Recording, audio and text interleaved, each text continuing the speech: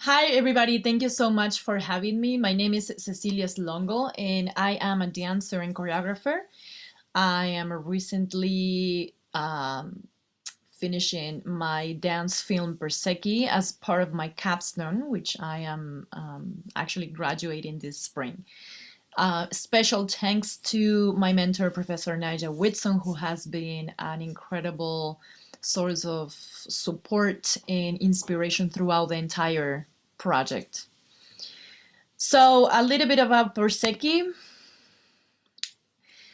Perseki became something along the way. In the beginning, the first stages were very confusing for me because I wasn't able to put in words what exactly I was trying to achieve with the project, and I'm going to explain a little bit more about it because it sort of started to arise as information that was very much coming from intuition or very subtle information that I was receiving um, through and from my body.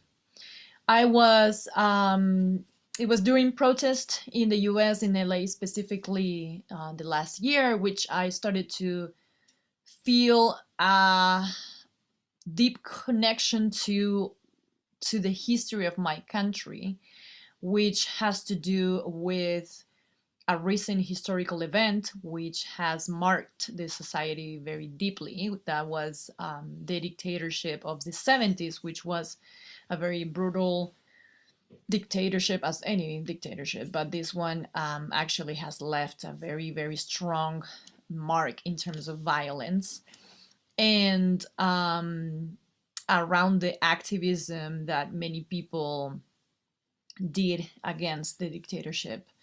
So, questions about collective memory started to arise and how that collective memory sort of like transmit through generations and it stays and it reproduces through the body.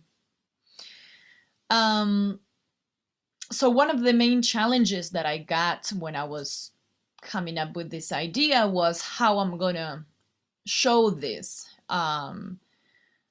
Because of COVID, we couldn't have in-person performances, so I had to sort of like adapt to a different media, which eventually was film. Bringing the subject into images and into film was definitely a very challenging approach because a lot of what I was talking about and researching at the time had to do with subtle information that was received and transformed and reproduced through the body.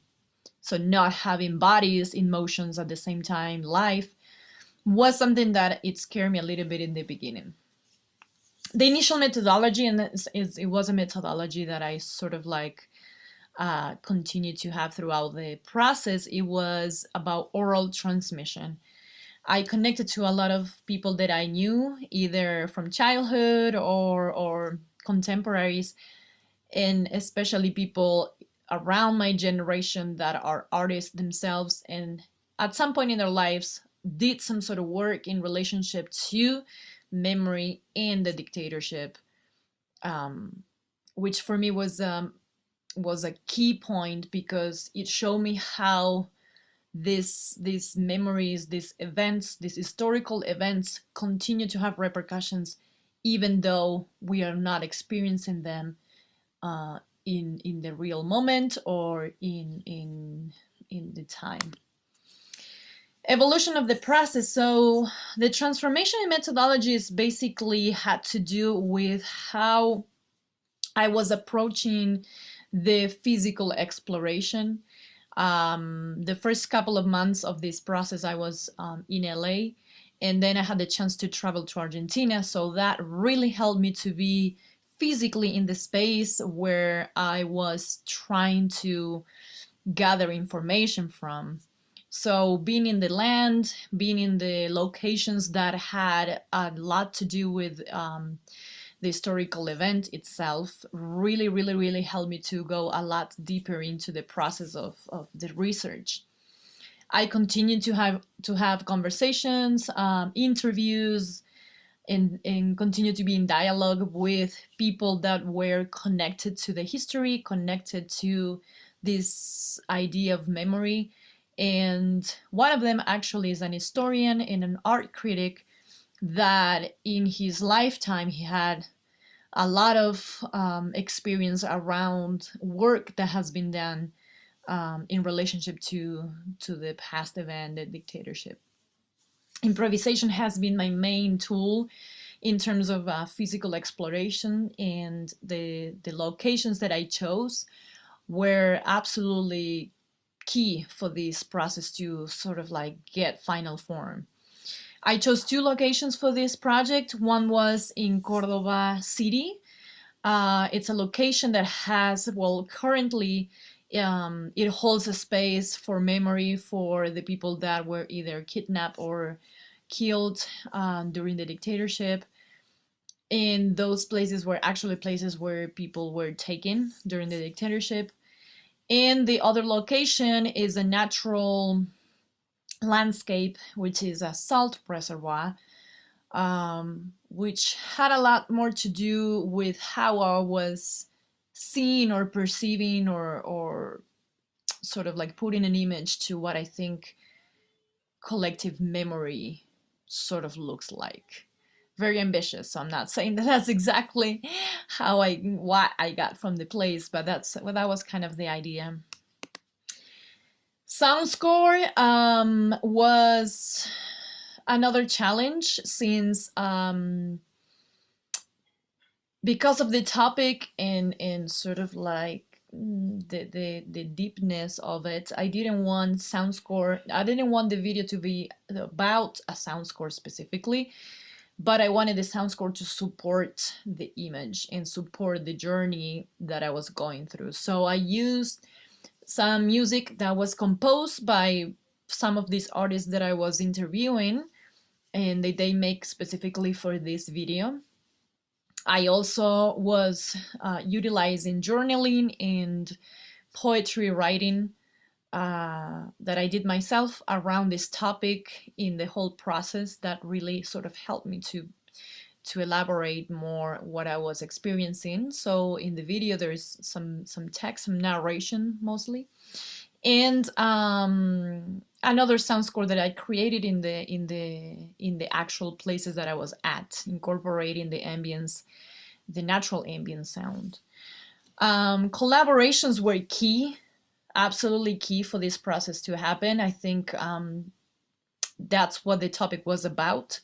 It was about collectiveness and how we collectively create knowledge that is not necessarily intellectually processed or is not necessarily transmitted in words, but it takes place in different realms, and the body being one of them.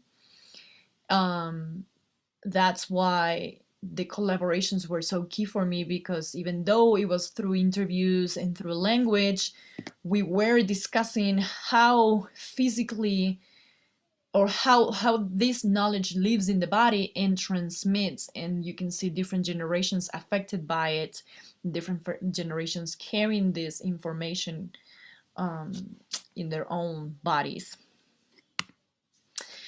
A little bit of how I can sort of like conclude what Perseki is about. Perseki talks about the collective memory and how it reproduces and persists through a non-linear time, leaving residualities in the body through generations.